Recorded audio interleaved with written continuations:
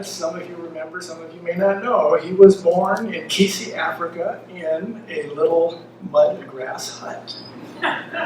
His mother used to joke because she had 3 sons that were born in Africa. She said one was born in a mud hut, one in a grass hut, and one in a brick house. So he grew up playing with a lot of little naked children, that were a different color skin than him, and kids don't know that. They just had a grand old time, playing in the mud, avoiding snakes, playing with their pet crane birds.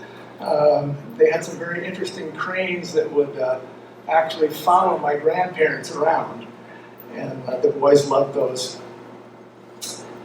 Of course, they had furloughs that they came back on, and there's some kind of interesting stories from the furloughs. I remember my dad telling the story of coming back one time, and he and his brother Harold decided that, well, shucks, we're on a boat, we ought to go fishing, Of course, the boat's really tall. And so Grandma rigged up some string and some little pins on them, which she knew was kind of a joke, and the boys threw them over the edge, and ironically, they wound up right in front of the galley window where the chef was cooking. He put a fish on both the lines. They also met a bunch of little French girls, too, and they were all just really disappointed that they couldn't communicate, because my dad and his brother didn't speak French, the other girls didn't speak English, but lo and behold, they found out that they all spoke Swahili. And after that, it was just a grand picnic, They had all this good time chattering away.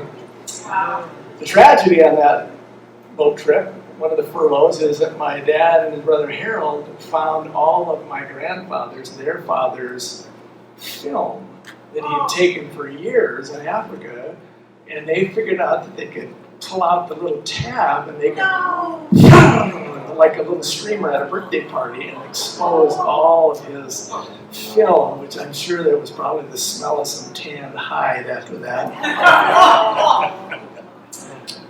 My dad lived for a short period of time in England, which is now Birmingham. He lived in an old house. I'm going to read just a couple of lines here that I thought was kind of neat. My dad, years ago, put together a book for the family. It's called The Early Adventures and Life of Fred Beavon, B.V.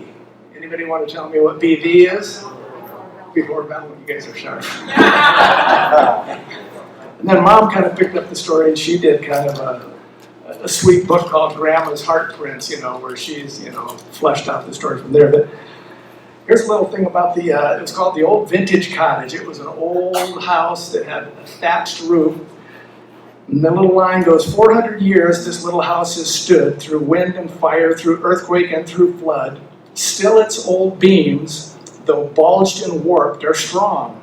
In spite of gaping wounds, both deep and long, the doors are low and give such narrow space. We must walk humbly in this little place.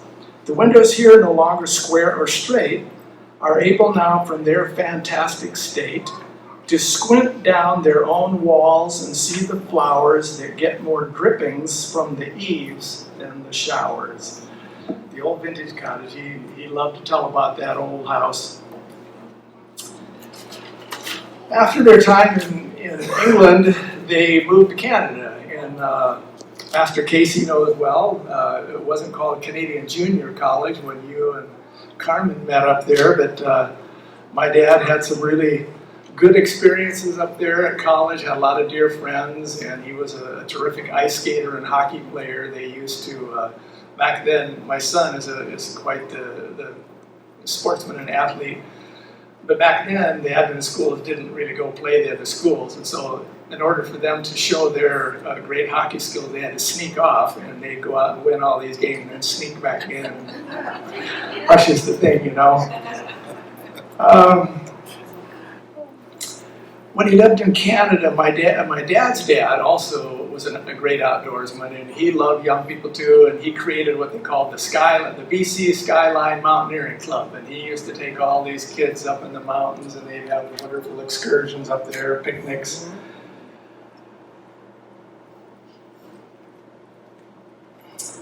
Oh, I've got to read you just a little thing from Dad's book here on his Saint Bernard that he had when he was in Canada there.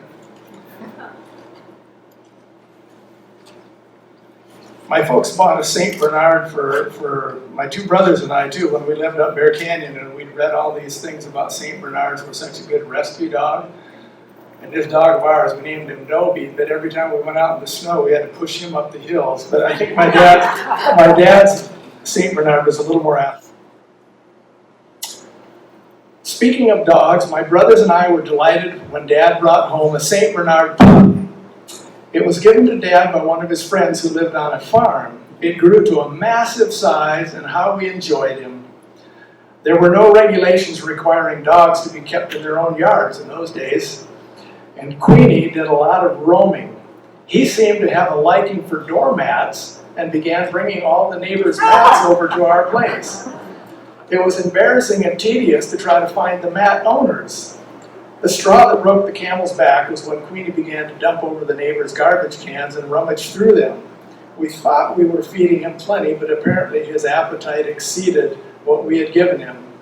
The upshot of this was that Dad gave him back to the kind original owners who raised dogs on the farm, and we really missed him.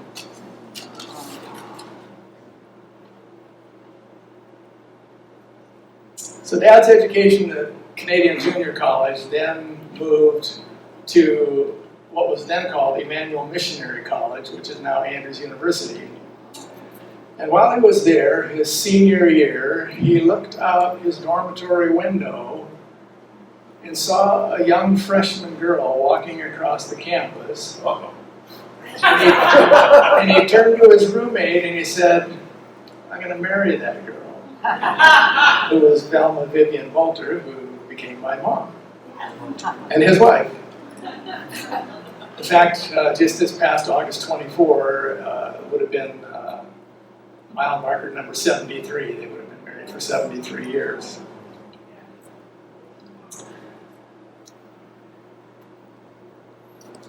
It was interesting, backing up a little in the story, when Dad asked my grandfather, my mother's father, who was a farmer and a brilliant man on the farm, but not very well educated probably as far as formal learning. And my dad asked my grandpa, he says, "Can I have Velma's hand in marriage?" And Grandpa, he just I think he kind of liked his daughter working on the farm because she had a really good work ethic, which most of you know. She could work and work and work and work.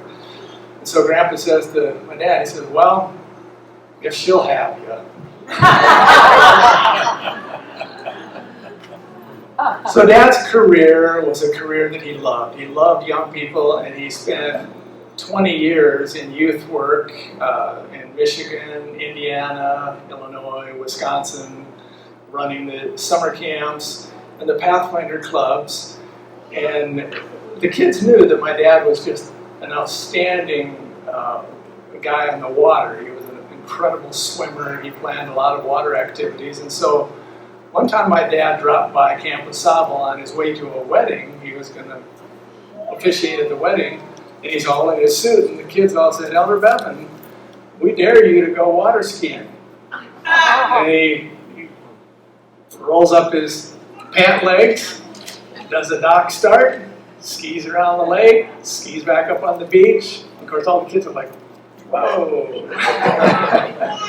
My dad really was an extraordinary athlete, and thankfully we have one athlete, Gary, my son, who has taken both of his granddad's athletic ability and taken it to the next level.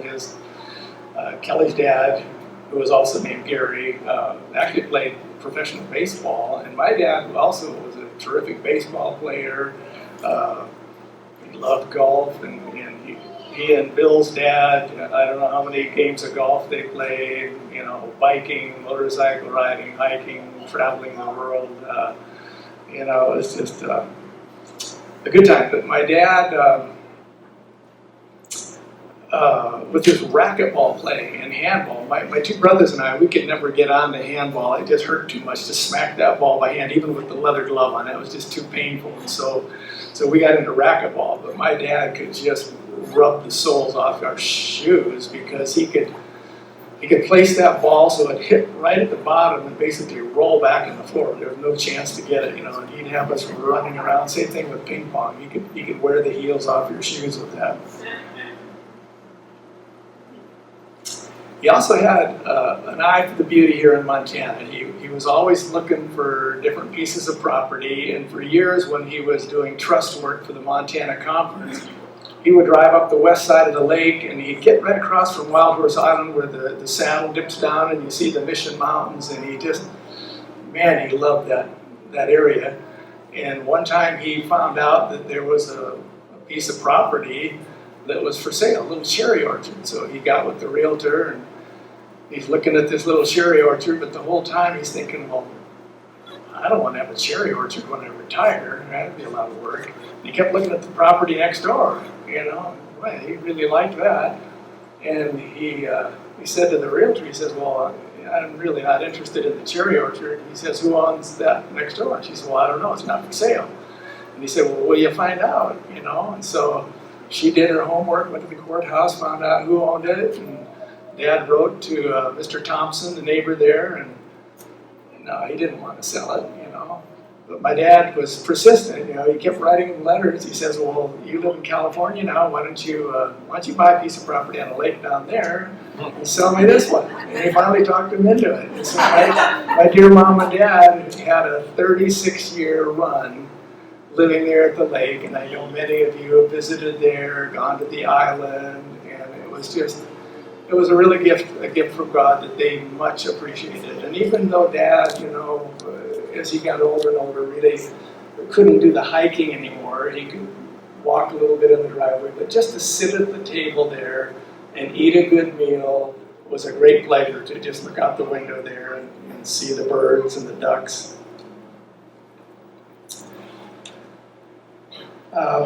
Previously my dad, when he was working in the Lake Union, he always picked places that were kind of out in the country for us boys. And looking back, I really appreciate that. I guess we would have been considered ruffians, instead of having the toys that most kids had, we had hatchets and shovels and rakes and pitchforks and bow and arrows and all the things that we could go crazy with. We about burned the woods down a number of times at the fire department out there, embarrassing my mother to death, putting out the fires we started.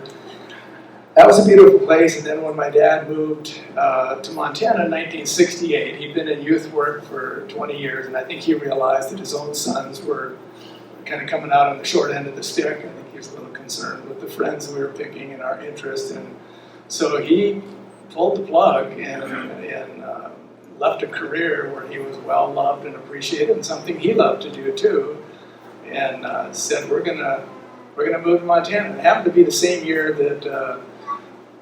that Shelley's dad and Sally's husband Leo moved there, and of course we became very good friends. But I've appreciated the fact that my dad recognized that his family was more important than his career, and was able to make a shift and bring us to the mountains. And once we got to the mountains, there was no looking back. I mean, Michigan's beautiful, but it's not Montana. So we've talked about Dad on Wild Horse Island. I always joked and called him the patriarch of Wild Horse Island. I'm sure he's hiked there more than most people in the county.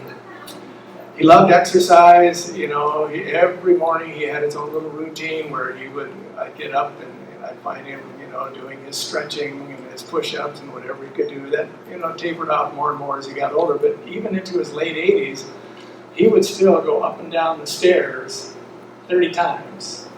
And one time I thought to myself, I guess that's probably not too hard. And I did it, and my legs were sore for a week after. So I came to appreciate what he was doing. Dad's last few days, last week, he was still out on his John Deere tractor. Some of you have probably seen his little John Deere tractor. He was out mowing. He slept the very last night of his life in his own bed. But I could tell the last few days that he was just really, really out of steam, really tired. And on Father's Day, I had hoped to, just this past year, I had hoped to take him on a little outing, a drive somewhere. And I came down, and his routine always was the same. He would always set the breakfast table, and then I'd make breakfast. And then he'd sit in the love seat there and read his Bible. And I came out Father's Day morning, and he was sitting in the living room. And he had his T-shirt on, and I could tell he was just stalled out. And he told me he was having a hard time breathing, and then he said, I really need to lay down on the couch. And so he laid down on the couch, and then he said, well, I'm feeling nauseous. And he said, I probably should have a bucket. And of course, my first line of defense is, dear Bill and Mary Ann, I called them. I said, I'm stuck because I can't take Dad to the hospital and leave Mom here because that wouldn't work.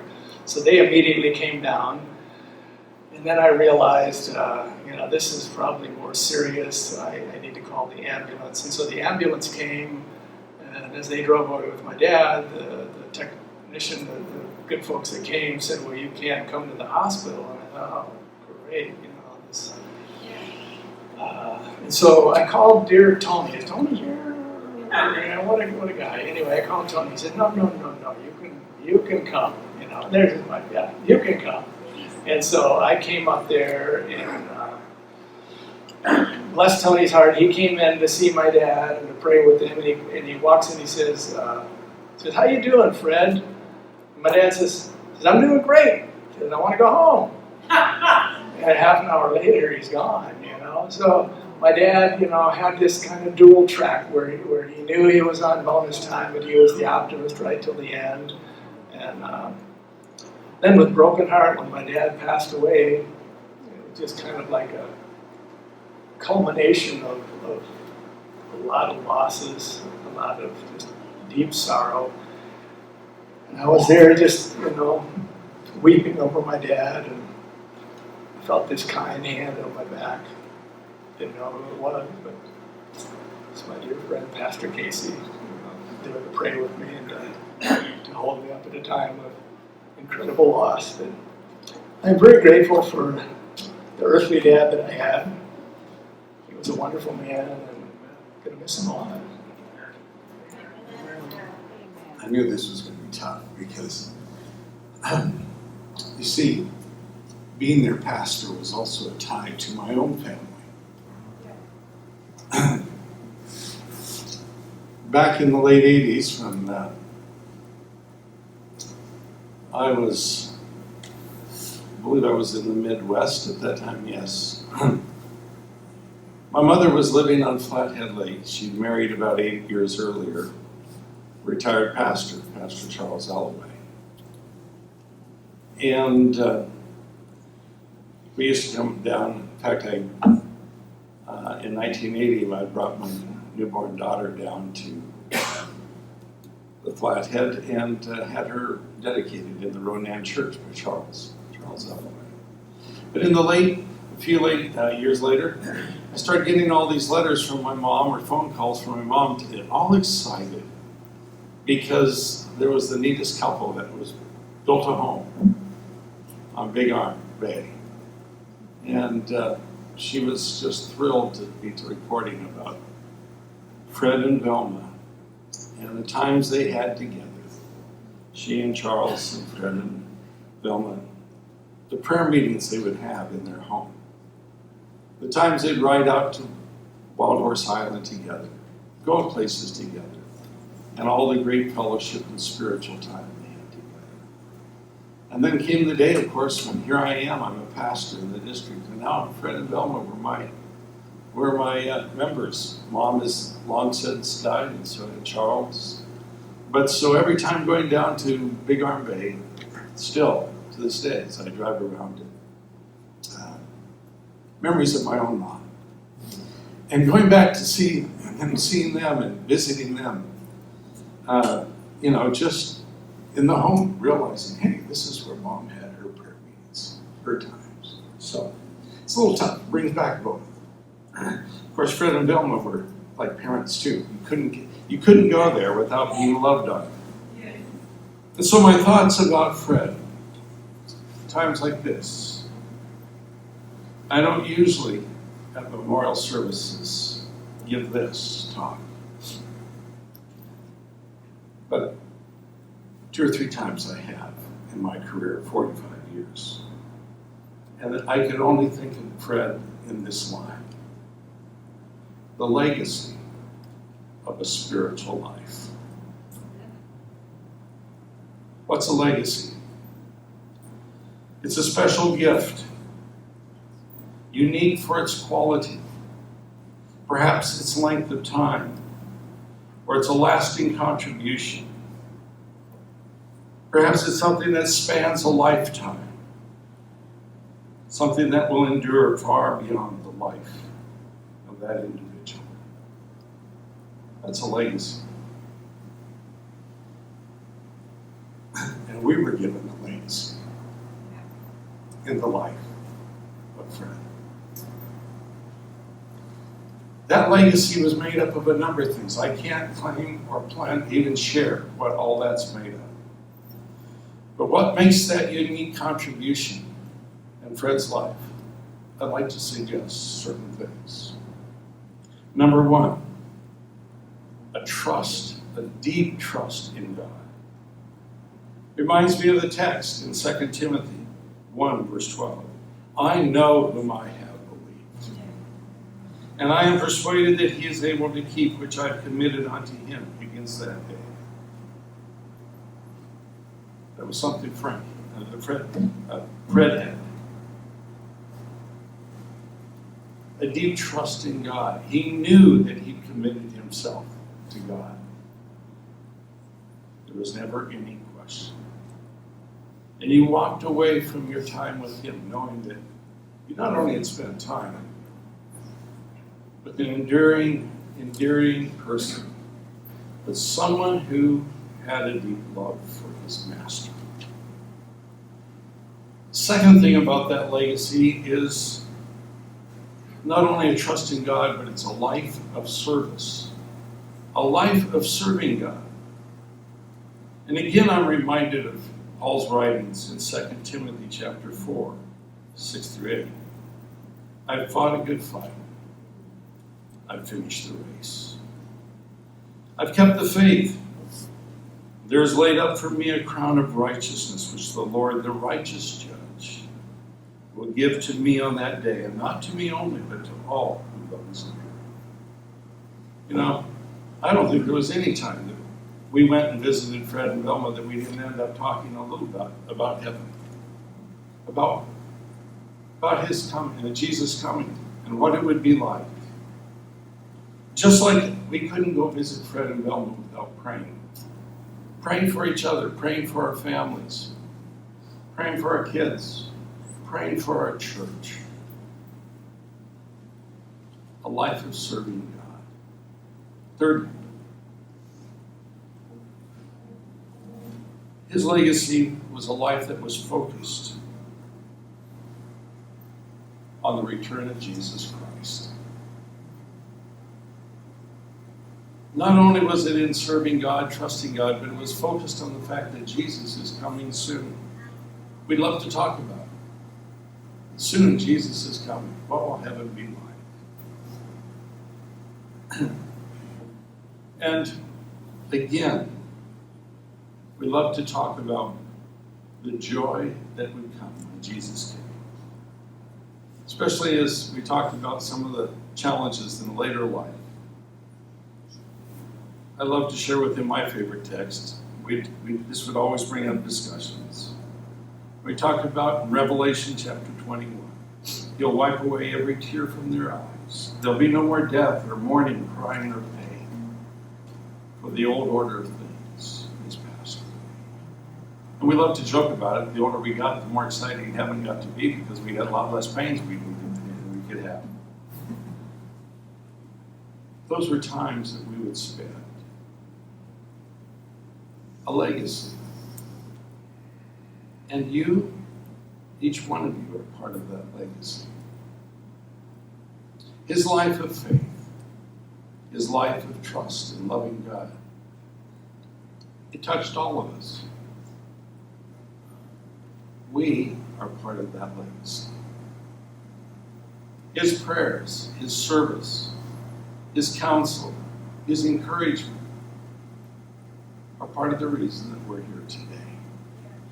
Don't forget the legacy.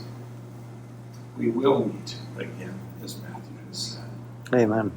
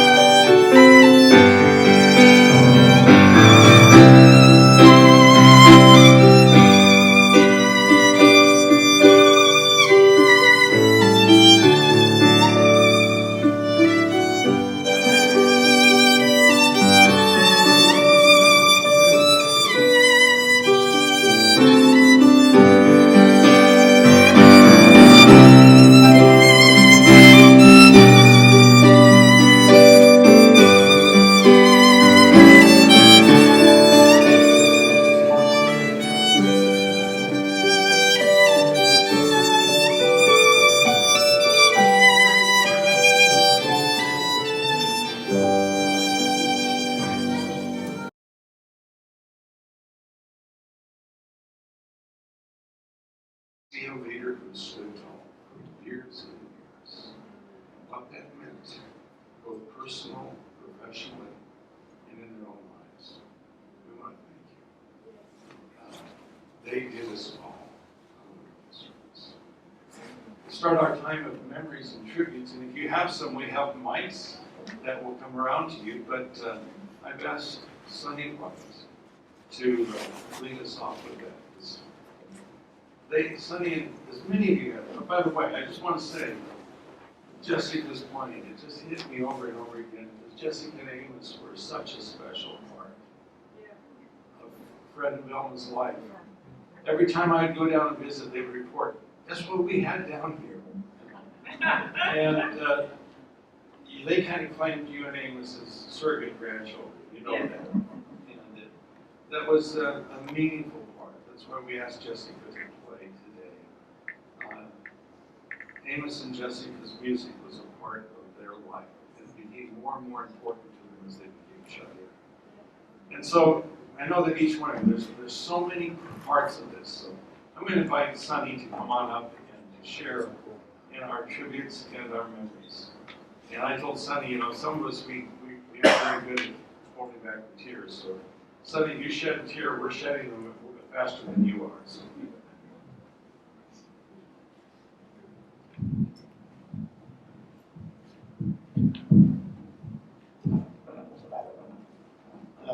before I speak any other words, I want to keep a promise to Nelda Stewart, Carolyn's mother, my mother-in-law, who is now my mother. She is so sorry that she couldn't be here. Fred and Belmont meant the world to all of us. And I just, when I talk about Fred or Belmont, it's always Fred and Belmont. That's the way it is. Yeah. They were among the very first to take us under their wing when we came to Kalispell to go to church. And our relationship blossomed, and it just became like family too, which everybody did. With Fred and Belmont, we became family. But I wanted to keep that promise to Nell. She was the twin. She was a twin. She and Fred said they were twins. She's a month older than Fred was. I think that always irked him just a little bit. Because it was a friendly kind of a deal, and you couldn't catch him. And Fred didn't like being behind. I got a lesson in racquetball when I met Fred. I came here, I was 27 years ago. I was 53 years old. And Fred was in real good shape. I could tell this old guy was in really good shape. Yeah. And we used to mess around a little bit. He said, you ever play racquetball? Yeah, I love racquetball. I'm a fat little guy, but guys don't realize how quick I can roll. So we played racquetball, and this 70-something old man took me to the wall. We could never get a clear victory. One win, one.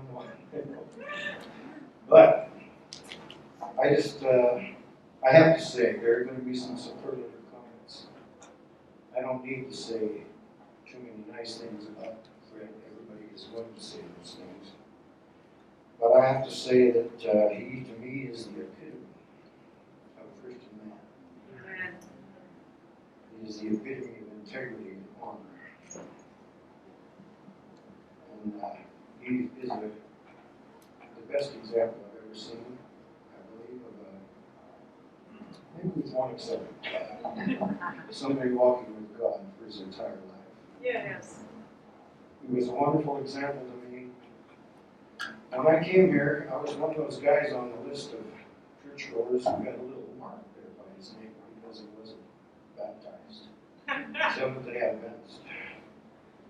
And I think that Fred, Beavon, and our old pastor Schultz, and maybe Red James took it upon themselves Yes. to It's see true. that one day I lost my ass for this.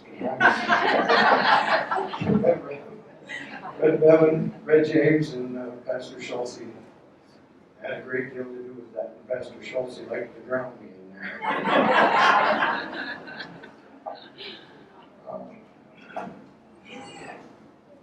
I guess, like I say, there's going to be a lot of nice things said about Fred. Don't be shy. Speak right up. Everybody agrees. But I got to tell you one thing. He did. I wouldn't say he cheated, but I kind of thought he took advantage of golf. One particular day we were playing golf, and Fred kind of duffed a shot off the drive, and I did too. And we're both out of bounds, right next to a water hazard.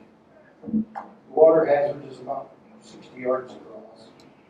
And we either got to shoot that away and then that away, or we can take the chance to go across. I elected to make the shot out and then head for the green. Fred wound up and whacked that ball across the water. And I swear I couldn't count the number of times that golf ball skipped like a stone. I said, that's it, Fred. I think I'm going to have to quit. I cannot compete with divine intervention. Never to be outdone. Fred says, well, it wasn't like parting the Red Sea, but it worked for me.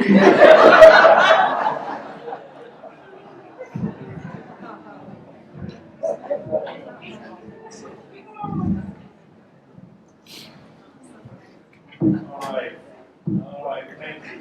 I knew that Sonny would start us off right. All right, someone who would like to share. Someone else just stand up where you are and we'll have the mic brought to you. All right, go ahead. They got a mic right there behind you. Oh, you'd rather face the crowd. You're gonna know what's coming your way then. Okay. Stay right here, I got something to share with you. You mentioned Pastor Holloway.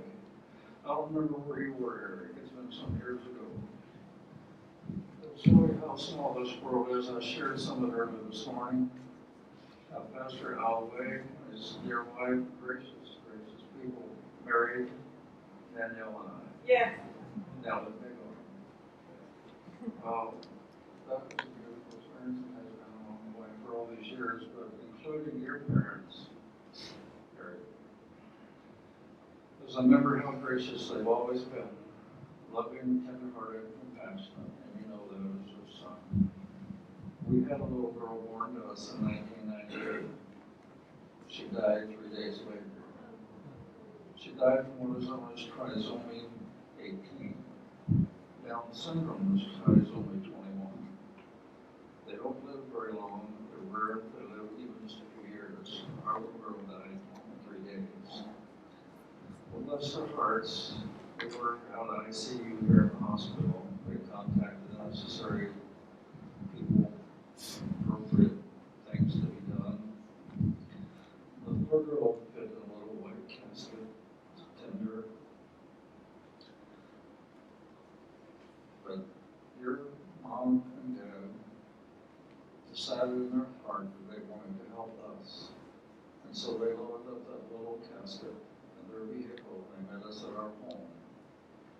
And had a very simple, profound, beautiful ceremony for that little girl of ours, along with your dad. We'll meet someday. Yeah. I think it's soon, brother. We miss your dad.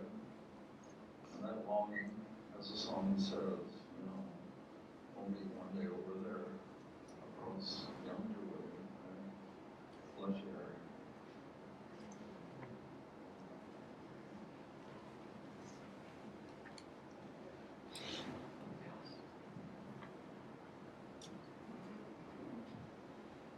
All right, well, the Beavon family has always been in my life ever since I was born. Fred met my dad when he was pretty young back in Michigan. And I remember Dad telling me about Fred investing him in Pathfinders or some kind of ceremony that way. But the busy bee.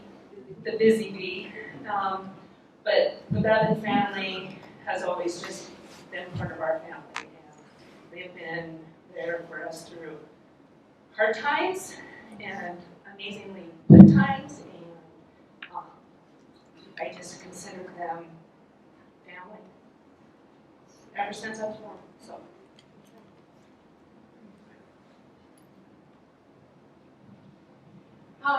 When COVID hit, we decided, my husband and I, to go around to some of the families that we knew and just leave a little care package with a card. And we went over to, I called Fred, and he couldn't even understand what I said. And I said, well, just come out there. So we went out there. First he said on the phone, he said, I don't know where Eric is. He's somewhere around here. And I said, well, just come out there. And so we went out there, and Eric was standing on the front porch. And we were kind of standing a distance away, but I reached out and gave him a little packet that we had made up. And we stood there and we visited with Eric for a long time, but when his parents, they heard us out there, they came to the door, and Fred was ready to run out there and give us a hug. And I says, no, we'll hug you from a distance. So he says, oh, okay. And then they went back into the house, and we stood and talked to Eric for a while. And it was just a joy, because Eric needed some encouragement, because he had been alone for so long with them and not had any contact with anybody. And so we admire your parents. I got to have Bible studies with them with our group over in Lakeside. And so they were just very special people. And I'm so glad that they lived in the area so we can miss them.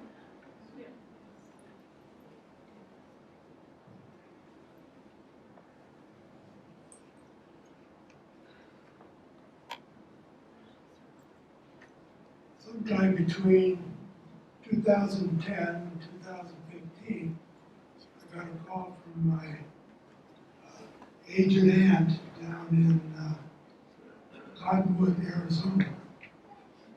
It so happened that Fred's brother lived in Verde Valley, and he was attending their church this Sabbath, and they had pop-up with Fred's brother, who was 91 at the time.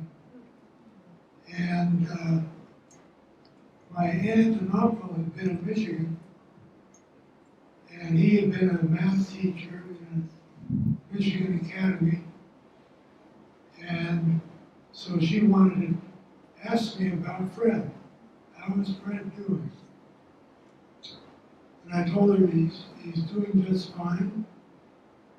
And actually today, if my aunt lasts another couple months, she'll be 97. And so when I got off that phone and I got to church the next week, I told Fred about that. He was surprised and had quite a smile on his face. Another thing that really was heartwarming to me was when this church celebrated their 7th wedding anniversary. My wife and I are trying. We have another 14 years. God willing, we'll make it. But every time I see a family, a couple, just together like that, and also I was back at the Mayo Clinic, and you see many couples at the Mayo Clinic when they're seeing 1 million people a year walking down the hallways together. And it kind of well, I don't know, it emerged in my mind how important God,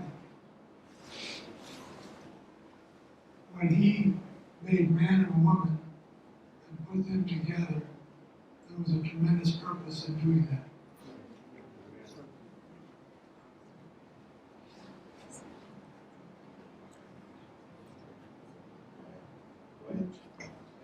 Velma had such a soft and gentle and loving heart.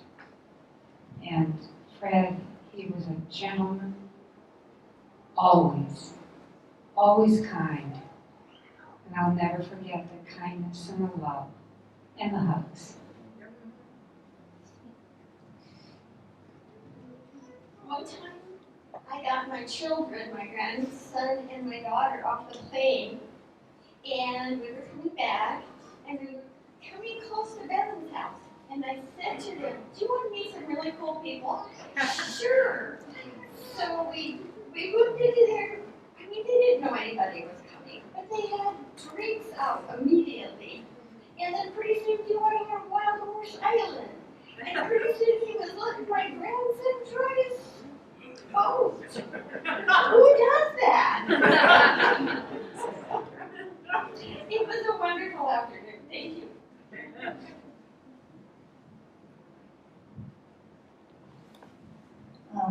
We had the privilege of meeting Fred through Carolyn and Sonny White when we first came to this church about 24 years ago. And it was just a blessing to have them because we didn't know anyone. We didn't have any family here. So they did become our their grandparents. And I remember our children starting music lessons, and I think Amos played like 1 or 2 songs from the scripture song. And one day they did a special music at church, and he was very young with a little cello.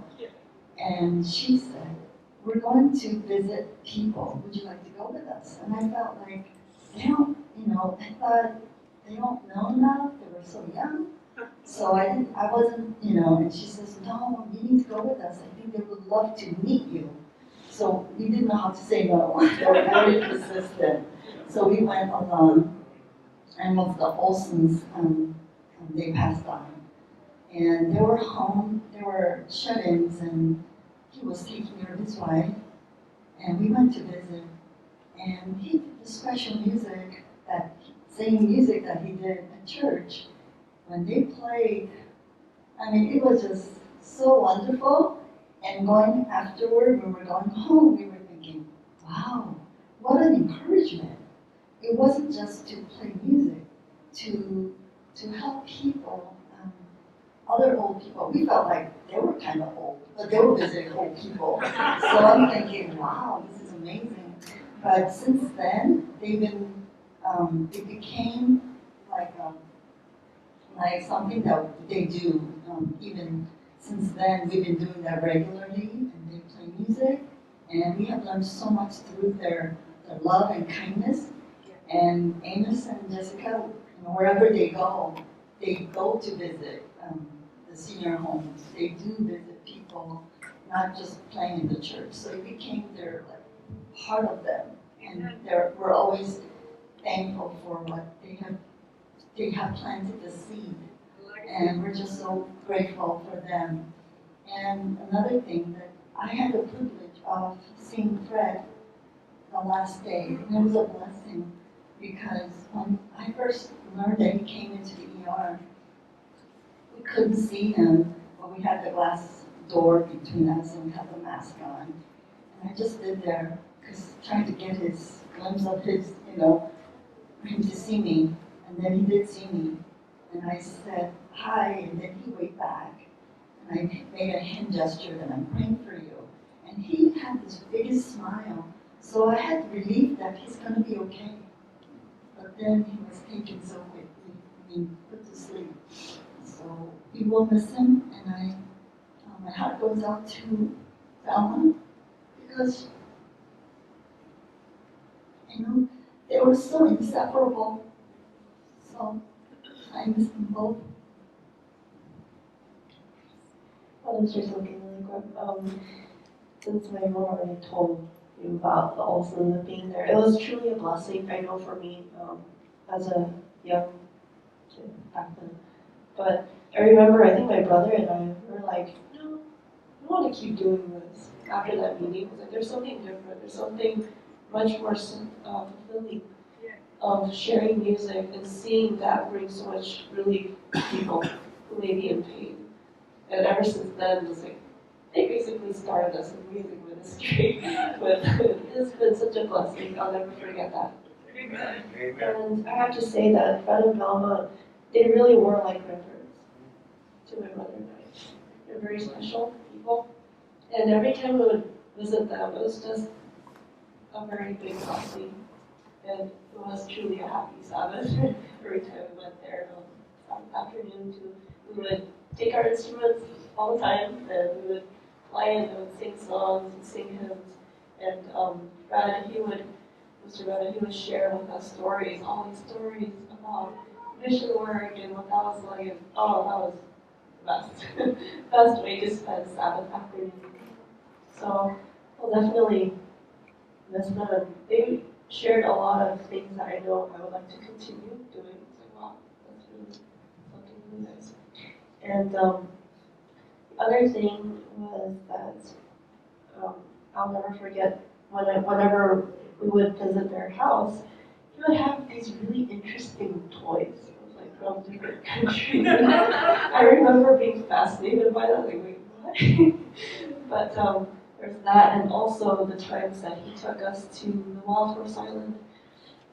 I remember, man, he really does have physical endurance and being inspired by that. Like, wow, I'd like to also be healthy like that and being able to have such health, even just by age. It's like not age limited. So that was one thing, and then also restoration was the last song that I had played for you, Heavenly Sunshine.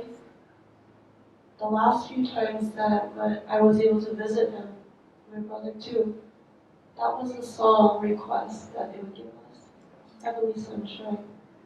And that was, I have to say, one of their favorite. We'll say every single time. And we learned a lot of Beavons from them too, so that was great. And some of the words I was looking at was really beautiful, so I thought I would read a little bit of it. It says, walking in sunlight, all of my journey, over the mountains, through the deep vale. Jesus has said, I'll never forsake thee, promise divine that never can fail. Heavenly sunlight, flooding my soul with glory divine. Alleluia, I am rejoicing, singing his praises, Jesus is mine. And there's just, all the verses are really beautiful, but it also reminds me how whenever we were with them, I always spoke words of positive, the very positive spirit that they shared with us. And always just singing praises, looking to Jesus, pointing our minds to him, and praying together. It's just, what a blessing that was.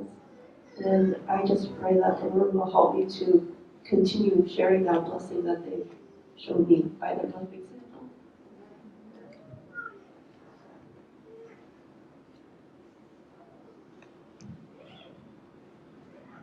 And the first time I met Fred was when I was 8 years old at junior camp in Michigan at Camp Salvo. And I really feel legit because I wasn't there watching Ski in his suit. I'm going to have to ask him. They come in as far as I felt like Ski, but I didn't see Ski several times. But they were always so faithful, like Jessica was saying, with visiting the shut-ins and things. And I remember going over to the Olsons with the Beavons and the Johns and things, and Grenville and going out to see Dwayne and myself again, or Chapel rather, and singing and listening there. But they were very faithful for years and years with Sunshine Band at the nursing homes and helping with the fair booth. And she always wanted to know what they needed for the feeding the flathead. And always wanted to supply and support and be involved with that. And they felt bad and they couldn't help with the fair booth anymore, and they couldn't, go to Sunshine Bands, but their hearts were always there. They were just always such a blessing. Amen. All right, over on this side I'd like to share just a little bit that I'm definitely not alone in appreciation of Brother Bevan. I had an opportunity to work with him 30 years ago as his therapist, hydrotherapy massage when he came down to Weimar. I think that probably one of the greatest gifts that he gave me, I have an appreciation for, a deep appreciation for local history. He called me and said, I have a bunch of juniper property that I'd like to give you if you would like it. I said, well, I would love that, but Eric's a woodworker too. He said, I talked with Eric and he doesn't have space to put it right now or time for it. I said, well, I'll accept. I've since made a mantle for our classroom for it, and I have a shelf in our room. But it's more important to me local history because I believe the old Fort Steele Trail from Missoula to Fort Steele and British Columbia went through their property. I'm not sure if that can be proven, but I think that it probably did. And there's a spring just east of their property, several over, that was likely a stopover point for people along the old trail. So just having some of that juniper that predated the white people's inhabitants, probably in the valley, from right along the Fort Steele Trail is pretty special to me. Very special people. Enjoyed hiking the Wild Horse Island with them and then opening their property for Pathfinder campouts and yearly church camp Sunday outing and playing in the water there. It was just a tremendously special memories. All right, I think we have another one over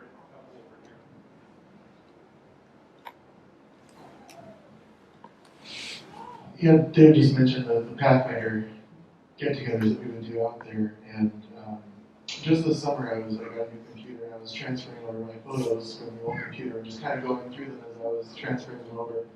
And I came across several folders of these photos. All the kids gathered on the lawn, we were camping in their yard, and the kids would get in a circle out on the lawn, and Fred and Mom would bring their chairs out and come and sit with all the kids. And, you know, his love for the youth never stopped.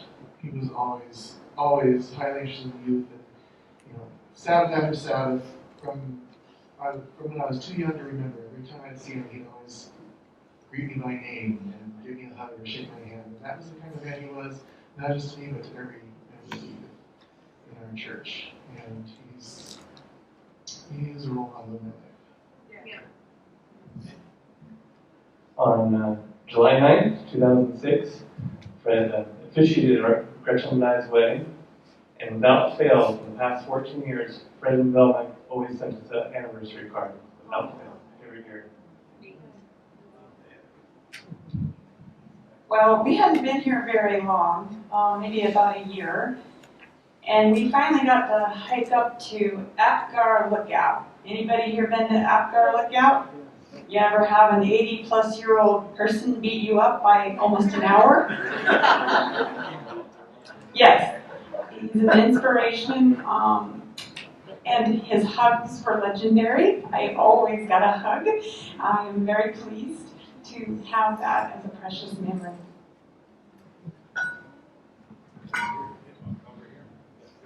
So I definitely think of them both as together, Fred and Velma. And they always were a very sweet, encouraging couple, especially when we had very little kids. It's not always easy at church, and you know, they always had a smile for me afterwards. She used to cut out things from the Gleaner or animal pages she thought the kids would enjoy, put it in my box. And I think, you know, they did. They always had a hug and a smile for you each Sabbath, and it was just encouraging to watch them. They were special pillars in our church, and I think of a Bible verse that stands out for them in my mind is Psalms 116:15. It says, "Precious in the sight of the Lord is the death of his saints." Yeah. And they're both saints.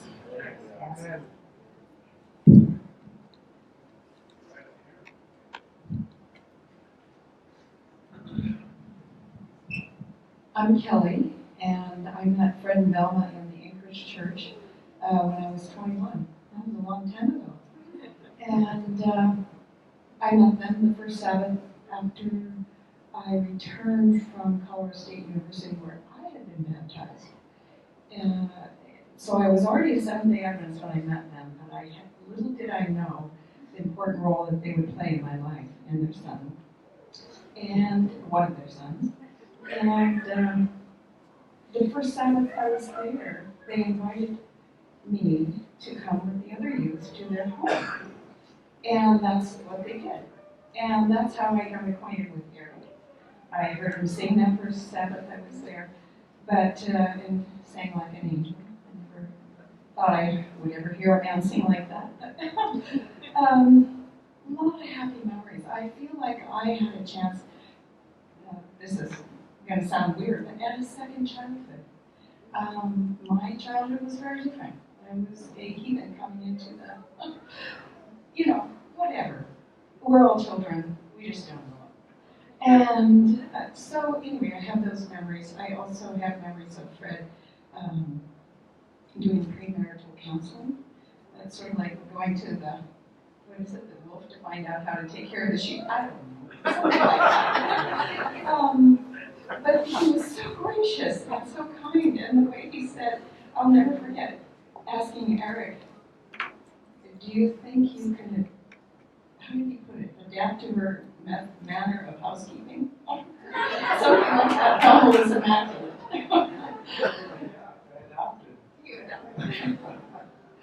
And he helped. Yeah, like father, like son. But Velma taught me how to cook for her son. So that I'm sure he appreciated. That was my introduction to vegetarian cooking. There are so many other memories that I could share. Thank you. So, so Nancy and I moved here 17 years ago, and in in 17 years, we've been on Flathead Lake once. And when we've been here about 7 years, I found myself talking to Fred in the church, and when he found out we hadn't been on Flathead Lake, he determined that that was something that needed to be remedied. We had the same experience. My kids can remember Fred sitting up at the top eating a peanut butter and jelly sandwich while the rest of us struggled to get up. So the second memory I'd like to share is that some time ago when I was younger, so I got the idea that it was very important the way that a man came into a room and shook people's hands. And Fred had a Hall of Fame handshake. So I will get emotional about the handshake. So when he had a Hall of Fame handshake, when he came into a room, he always lifted up his hand and had a big smile on his face. Hey Steve, how are you doing? And there were times that I would sit in church when church was over, and I would watch Fred and Velma in the old church just go around to different people, and just big smiles on their faces, encouraging them. So I think that's the most Christ-like thing that we can do, is to encourage and lift each other up. And it never failed. There were times where I'd ask Fred how he was doing. You talk about back pain and stuff, but that was like 5 seconds, and he'd be like, "Oh, but it'll be okay." And how are you doing? So I'm totally not surprised that the day he passed. You asked him how he was doing. He said, "I'm doing great." That was Fred, and so I certainly aspire to be like that too, to lift up people and encourage them on a daily basis.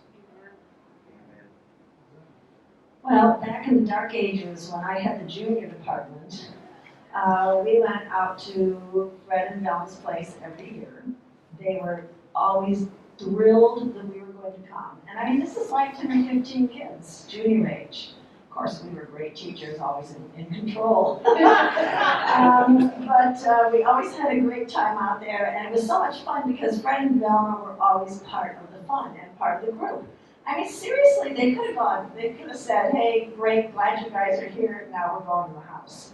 But they never ever did that. I mean, they sat out and ate with us with our picnic, and just like everyone else has said, we went hiking with Fred, like, "Hey, where are you?"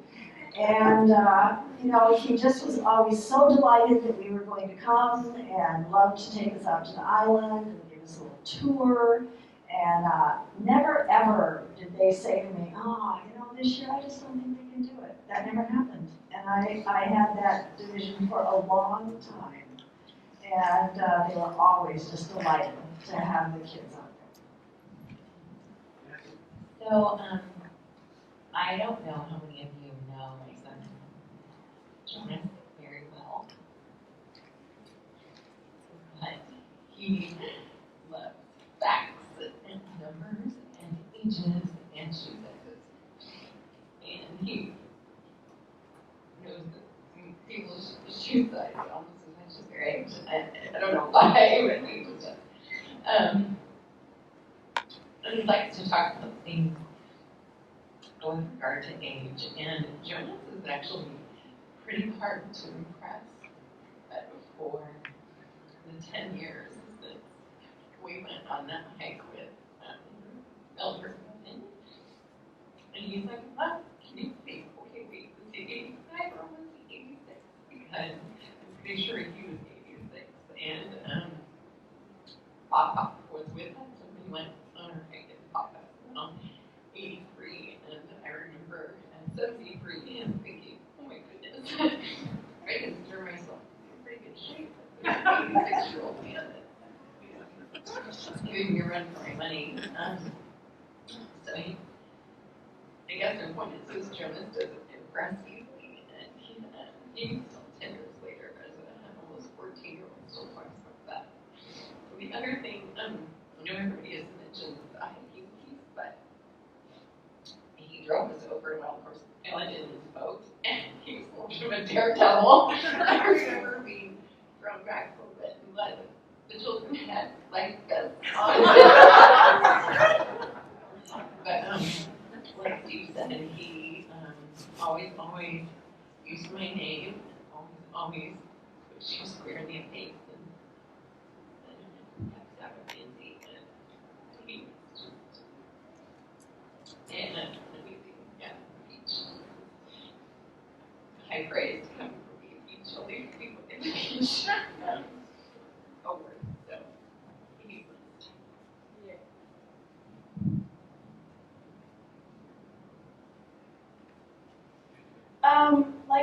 Fred said, we went to their house and went boating and hiking, and what I remembered was I was kind of nervous to meet them, but super excited.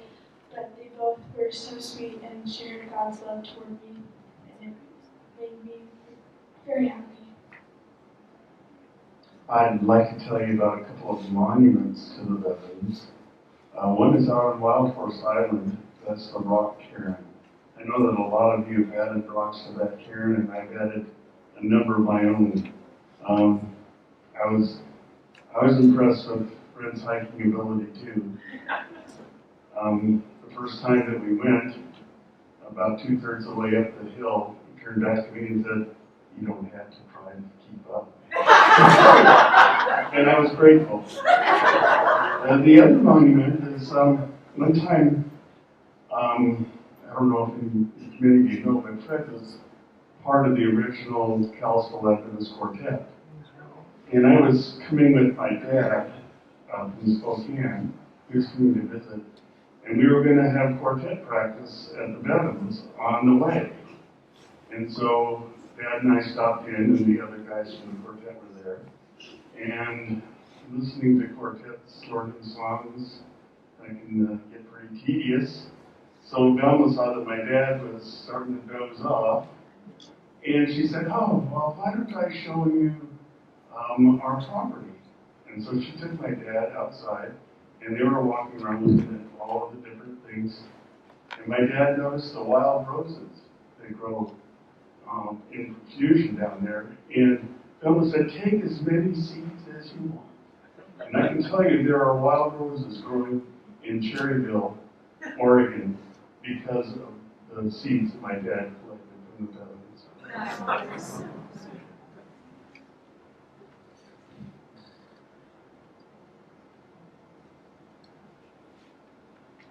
Got one more up here.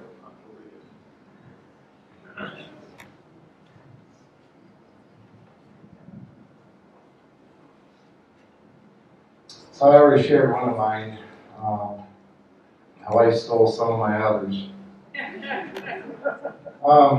Fred and Velma, you know, the thing about them being together, I'll share a little story from just about a year ago. I walked outside, Velma was sitting across from the aspen trees there. She looked all worried, all stressed, which normally she isn't. I went up to her and I said, "Velma, are you okay?" She's like, "No." I said, "What's wrong?" "I don't know where Fred is." I said, "Well, I'll go find him for you." And I found him in the restroom. And when I brought him back, it was so fun to watch. Her reaction was, as soon as Fred was there, everything was good in the world. The two of them were very, very close. You know, they were knit together when the Bible says two are married and become one. They shared that example for all the years that I've known them.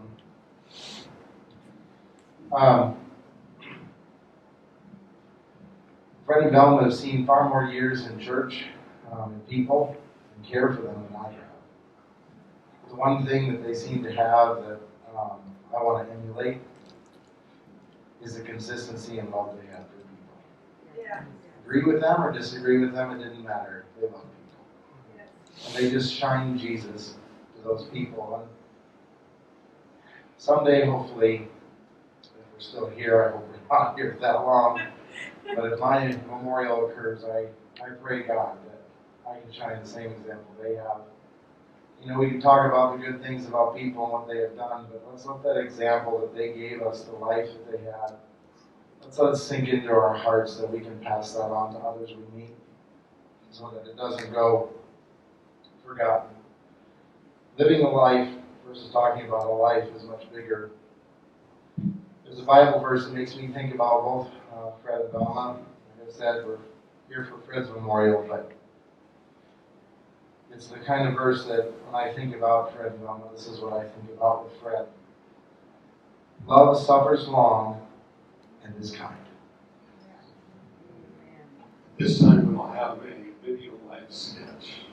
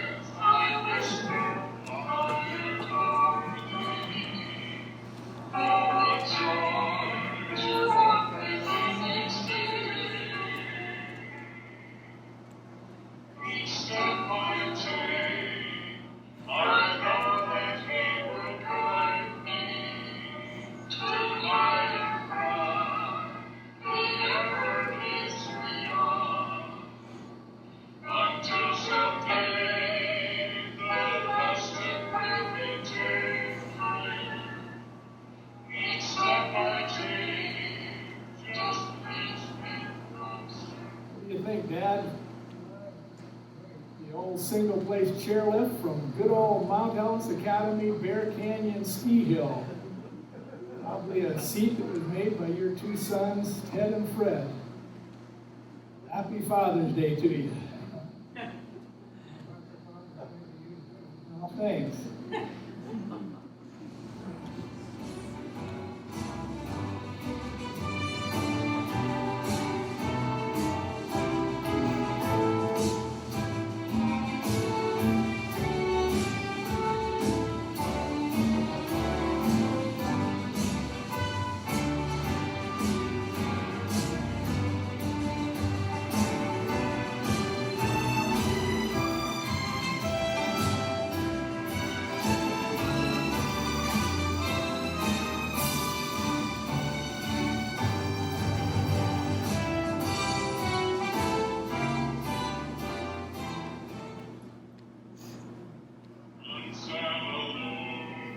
Beside the highway begging, his eyes were blind, the light he could not see. He clutched his rags and shivered in the shadows. Then Jesus came and bade his darkness flee. When Jesus comes, the tempter's power is broken. When Jesus comes, the tears are wiped away. He takes the gloom and fills the life with glory, for all is changed.